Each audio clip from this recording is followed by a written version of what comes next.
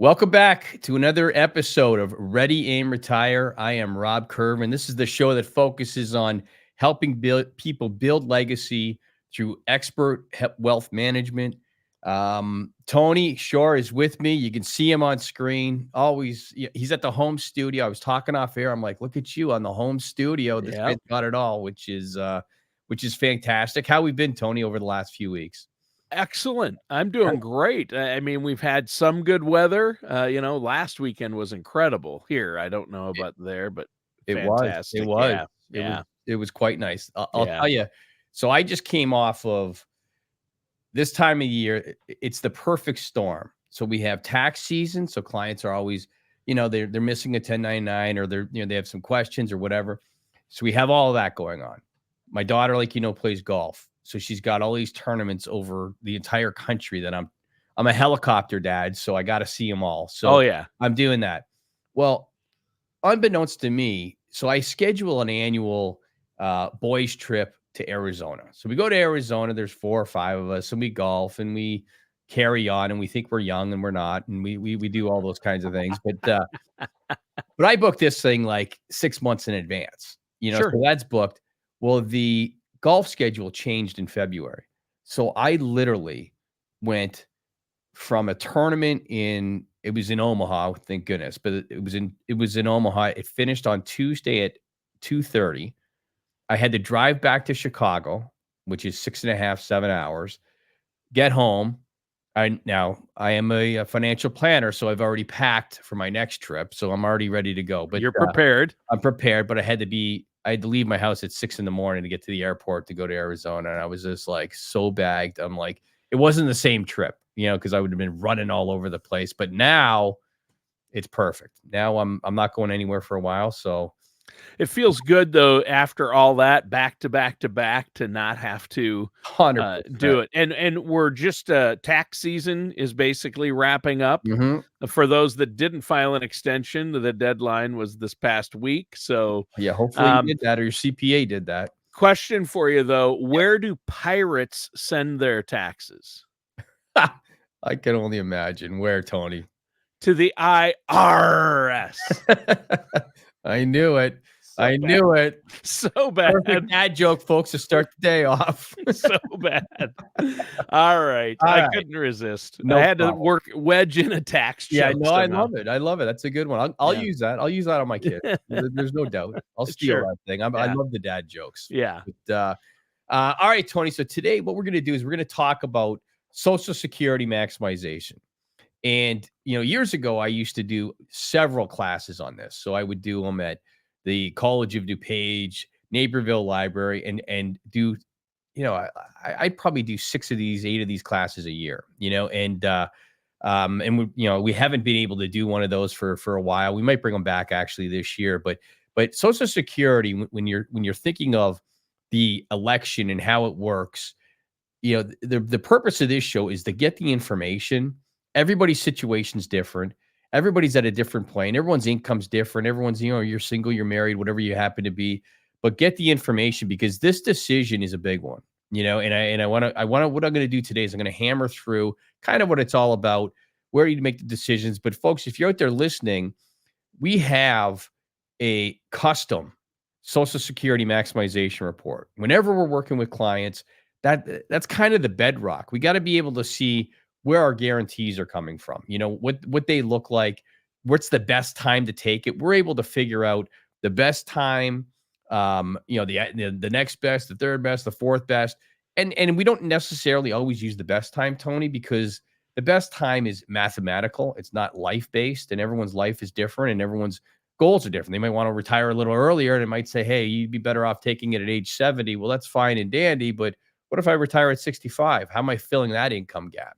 So let's hammer out some of this stuff. And it's meant to be informative, so you guys kind of understand what is Social Security, how do I qualify, and we'll hammer through that kind of stuff.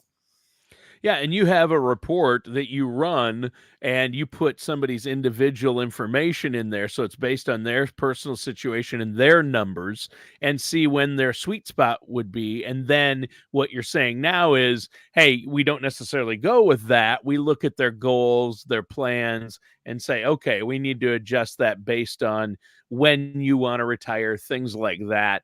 But you do have that software. It makes like the Oh, proprietary software makes 20,000 calculations. And it's so, amazing. It's yeah, amazing, and it's something that, like, that has to be part of your plan. yeah, You have to, especially it's fantastic when I have people come in here, like, 5 years before retirement, 10 years before retirement. Rules change in Social Security, things change, so we rerun those reports as things change, so we're always getting the most up-to-date filing strategies that's gonna make their life better.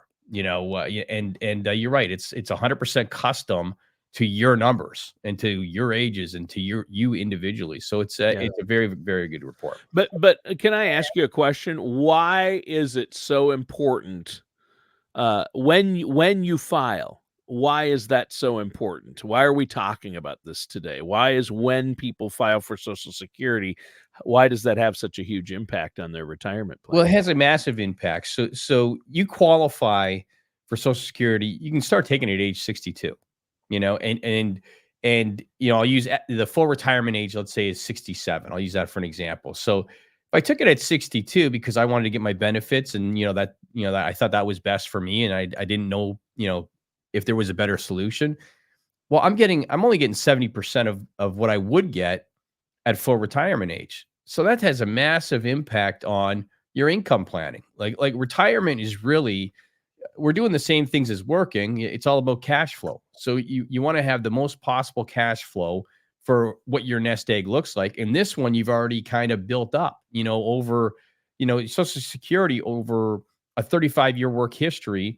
They take your best 35 years, and Yeah, unfortunately, Tony, if you only work 20 of them, those 15 other years, you get the goose egg, when they're figuring it out. So right. so it's important to kind of go, you know, if I took it at 62, what are the ramifications? What about 65? What about 70? But all of those numbers, that 8-year swing, have different outcomes, and depending on your life, you're going to be like, is that outcome the one that suits where I'm at right now? And that's the biggest thing we're trying to get to when we're figuring out someone's, maximize Social Security. We want to figure out what's best for them. Like they could take it at 64 and a half. That might be the best possible number for where they're at in life. Might be 70 for the next person that comes through. So finding out the best possible time is paramount. It's critical because that's your setup for your income for the rest of your life. So it's a big one. It's one not to take, very lightly, not just say, hey, I just turned 67. It's my full retirement age. I'm going to elect it. We have several people that we don't elect at age 67 and they've been retired since 65. They might actually take it, Tony, at 68 and a half. What a lot of people don't realize is Social Security from your full retirement, let's say it's age 67 to age 70, increases at an annual rate of 8% per year. But what people don't realize is that actually increases every month. So, take the 8 divided by 12, and so it's going up every month. So you don't have to wait till you pass go, it's from 67 to 68 and say, okay, I got to wait till 68 or 69. It could be, a lot of times ours will come up at 67 in 9 months. That happens to Yeah. be the perfect time mathematically. So definitely something, for everybody to kind of, take advantage of, I would say, get that report in your hands, I would say. But, um, let's understand it first a little bit, Tony. I'm kind of getting ahead of myself, but let's understand how Social Security works. Because if you understand this, getting knowledge is power. I say that to my kids all the time. Readers are leaders is another one I use, folks. Oh, Readers are leaders. readers are leaders. I Yeah, love that one. yeah, I always use that one too. But so every paycheck that we get um, is subject to a 12.4% Social Security tax. You pay 6.2%. Your employer pays 6.2%. That's based on all of your earnings currently, as we sit here today, up to 168,000 bucks. So all of that's going in. Your employer's putting in. You're putting in. You need to qualify for Social Security. You need about 10 years of work history. They do it by quarter, but you need roughly 10 years of work history. If you qualify it after 10 years, and I kind of said this earlier, but let's say I have 10 years work history and that's all I worked. I alluded to it earlier where it's based on 35 years. So unfortunately, in that scenario, you're going to have 25 years of zeros. So it's important. Well, it's important to work, but like, again, Right. but so, spouses, you might have a spouse staying at home raising children, where they worked for a bit and then the children came and, they have, 6 or 8 years and they went back to work for a couple. And, a lot of times they don't have a full work history. One of the spouses, doesn't matter which one, but it's, just depending on kind of family dynamics. Right. So I understand that you need the 10 years, your full retirement age, FRA. Yeah. I use this acronym a lot. That's your benefit at your full retirement age. I always use the age 67 now, Tony. If we were here 3 or 4 years ago, it'd be 66, but it's kind of pushing to 67. By the time I get it, might be 70. I have no idea, but Right. it's going to be up there. The earliest age, like we said, is 62. The latest age is 70. But you get the discount if you take it early. You get it discounted off of your full retirement age. But if you wait from, your full retirement age at age 67 to 70, like I said, it increases at 8% a year. So let's say I'm working and I don't need the benefit. It's all I'm going to do is get paid tax on it. If I'm working, that thing's increasing by 8% per year. That's kind of nice. What can you get a guaranteed 8% on right now, Tony? Or not right now? Like, how about anytime? Yeah. So that's definitely something for planning. Although I do have clients sometimes they're like, you know what? I'm going to take it at full retirement age because we're paying something off and we're going to use all of that money and we're going to pay off whatever the debt is. So when we go into retirement, we're debt free or close to it. So there's definitely strategies to look at with that too, right? And even if you take it early, I'm not going to dog anybody taking it early because different life things can make you take it early. Like, what if I got laid off at age 64? I might need the income. I might need that income. So maybe it makes sense for me to take it at that. But again, get the information. You can call our office or go online. It's right up there. If you're watching YouTube, obviously it's 630-780-1099. You can call, you can book a complimentary appointment to get a Social Security maximization report geared to you. That's complimentary. Like, why wouldn't you? Yeah, no charge, no obligation. So I encourage our listeners and our viewers to pick up the phone and give you a call, Rob, 630-780-1099. And it's that easy. You can also go to apadvisorsgroup.com. Rob, that Social Security maximization report, my wife Sarah and I had it run. It's great.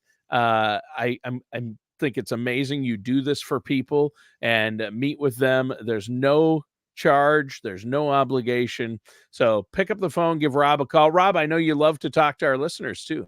Well, we definitely do. And we get people, from the YouTube, from the podcast, we get calls every week of people like, they're like, hey, you know what? I want to take advantage of that. So maybe the Roth conversion that we did the other week wasn't their thing, but maybe the Social Security is, and I think anybody listening, if you have an elected Social Security, you should call. You 100% should call because that will, you may have all the information and this may be something to help you double check it just to make sure, hey, I'm on the right track. That's important.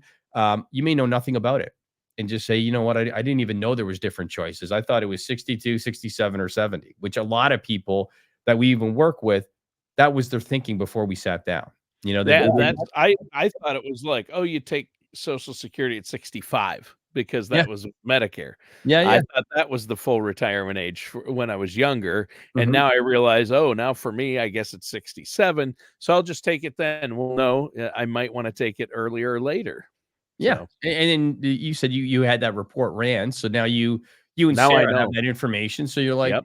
Okay, this is what it looks like here. And you'll be able to help pick the spot, or whoever you're working with will help you go like, what, with what you're doing might be a good idea here because we can do this on the other side to get to where your income need is, your goal, whatever you're trying to do in retirement. So I think definitely that report is critical.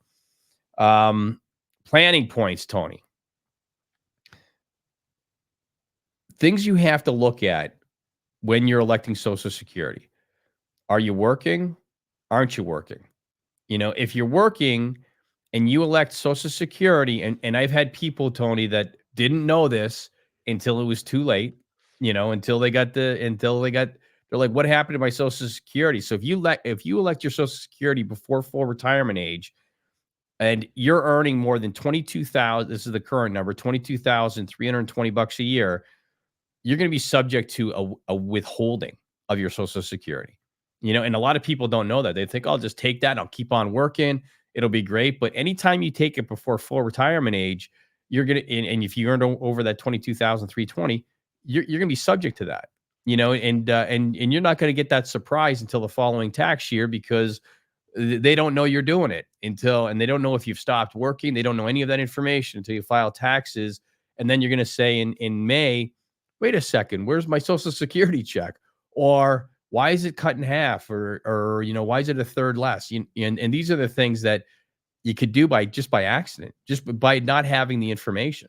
Well, a lot of people have the mindset. In fact, the majority of people who file for Social Security who don't work with somebody like yourself, they think, I'm going to take Social Security as soon as I can, and I heard I can take it as early as 62. Well, nowadays people are working longer and longer. I know a lot of people work into their 70s. So Yep. they take it at 62, and then they end up not getting anything because they're making, they're making 50, 100, 150,000 a year.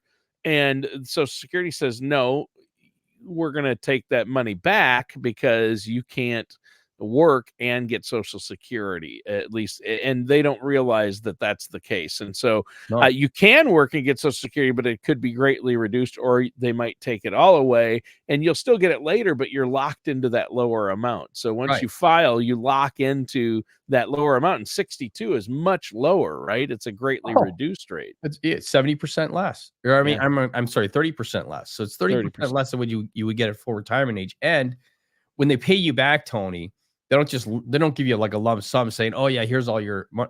They do a new actuary table and pay you over time. So Right. it's not like you get all the money. Oh, great, I got all my money back. It doesn't work like that. And you're right. You've locked yourself in to the lowest rate possible without knowing. And that's what this show is about. Get the information. If there's a key takeaway, that's definitely one. The other key takeaway is this: if you reach full retirement age and you elect Social Security, make whatever you want. It doesn't there is no limitations. You will have, taxation on 85% of your Social Security, but you can make as much as you want. There's no holdbacks. There's nothing like that. So like I said earlier, hey, you may take it while you're still working because it makes sense for you. You've met with somebody, they said, you know what, this might be a good idea to, maybe pay down some debt or sock it away. Like the going into retirement is scary, Tony. So building up a little war chest, never a bad idea. It builds that refrigerator money, that comfort zone, whatever you want to call it. So again, that's not a terrible decision either, but you got to get the report in your hands to say, these are my options, and this is what, if I choose it here, here's the consequences. Is that going to, am I fine with that? If I'm fine with that, I'm fine with that. If I'm fine with a holdback, I'm fine with a holdback, whatever, wherever you are, maybe they're retiring a little later. The other one to look at too is spouses. So I get this question a lot. So, and again, that report is really good for spouses. But spouses, if you're married and at least 62 years old, you're eligible to receive benefits through spousal benefits. So you may be, like we said earlier, that spouse that, you're raising kids, you don't have a huge Social Security benefit, or you never worked, or you just worked part-time, or you worked, 12 years or something like that. So you're eligible to receive up to half of your spouse's Social Security benefits. Now, caveat: if you decide again to take it earlier, first of all, they have to have elected Social Security. But if you're not at your full retirement age, you're not going to get half. You're going to get, once again, a reduced amount. So that amount is going to be reduced by, whatever your age happens to be. I'm not going to do the calculation live, but it will be reduced. If you wait till full retirement age, you'll get 50% of that benefit. So again, when we're doing planning, Obviously, we want to get 50% because now you got 1.5 of some, maybe you didn't know you were going to get that. And a lot of times, Tony, we have a spouse's benefit that comes in at 1,100, but the other spouse, the one that had primarily worked more, theirs might be 4,000. So the 1,100, if you take half of 4,000, that's 2,000. That's a nice little increase. For Yeah. a monthly income. All of a sudden, you get $6,000 versus $5,100. So a little planning goes a long way in that. And again, it's your full retirement age, not your spouse's. So a lot of people think that the spouse reaches full retirement age and they elect their Social Security, and then that they get this, they can get their spouse. So maybe they're 2 years younger, it'll be reduced. So and not that doesn't make sense, because you got to run the numbers and you got to look at it. It might make total sense, but you need to get the information to say, okay, that maybe we're going to wait till full retirement or whatever the case may be.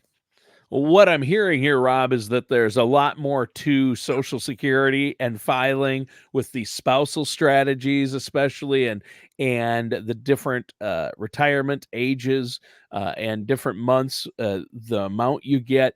It's more complex than people think, and they should definitely have that report run and work with a financial professional like yourself before filing for Social Security, because they can make a costly mistake. It can make the difference of tens of thousands of dollars, right? Sometimes when I run that report, Tony, it's a couple 100,000.